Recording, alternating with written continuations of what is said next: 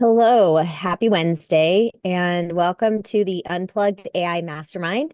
Today, we are going to talk about a very popular topic that I get asked about pretty much every day, and that is chatbots. Oops.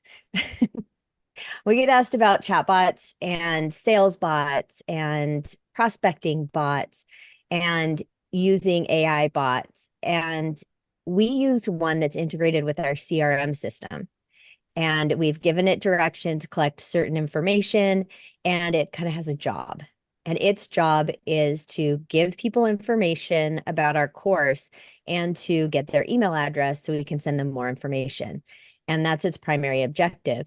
And so people want to know, well, how do you do that? How does it fit into?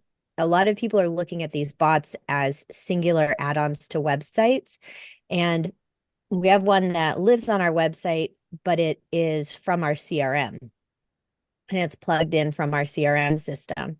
And you can give these bots kind of any directive that you want to and train them with any information. And it sounds pretty simple, which it can be. And I'm going to show you the inside of the bot and what it looks like to set the parameters to train it on information. And it is probably a little bit more complicated. It's maybe more simple than the old bots, but it's still complicated to get it to do what you want it to and stay within these boundaries and not go off the rails. I was testing our bot and I learned that we don't have some updated information like dates of our new classes. And so it was serving up wrong information. And I need to go in and manually either have it scrape the website again or update it manually with the information. And so these bots do their job, but we also have to be there as humans in the loop to make sure that the bots have access to the most recent accurate information about your business and that they are acting in the way that you want them to. And this bot that we have, you can have a SMS or text message conversation, and you can have a conversation on Facebook.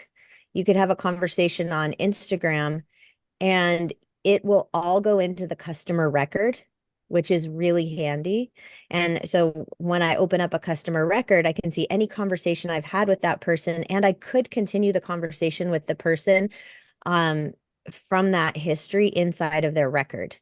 So sometimes the bot says, I don't know this information. I'm going to hand it over to a person. And then the person can jump in and start to answer the questions that we have there. And you'll get bots talking to each other. I went in there and I was looking, and we had this endless loop kind of a conversation with somebody else's bot, I'm guessing, on Instagram. And so the amount of records that it had in there it was kind of incorrect, or it was kind of junk data. But like most AI, what it's really good at is taking unstructured data, which would be all the information from your website about your products, and then structuring it. And we upload this unstructured data, which could be scraping our website or, landing page documents that we have in a Google Drive folder. We can put that information into the chatbot, and it structures it in a way that's question and answer. And we can review the questions and answers, and we can let it go and chat with it. So I'm going to show you a little bit inside our chatbot, but I'm going to stop broadcasting in just a minute because I don't want to accidentally show any customer information. And since we're going to be inside our CRM, then we'll keep that information private. Um, do you have any questions, Mandy, about this? Or Katie, Andrea, any comments?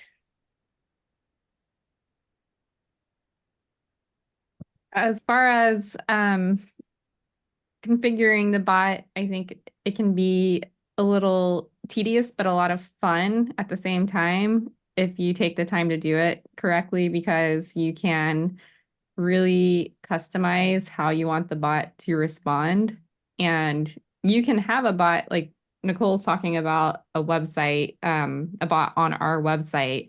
And you can have a bot for a lot of different purposes. You might have one bot on your social media pages, and you might have one bot on your website.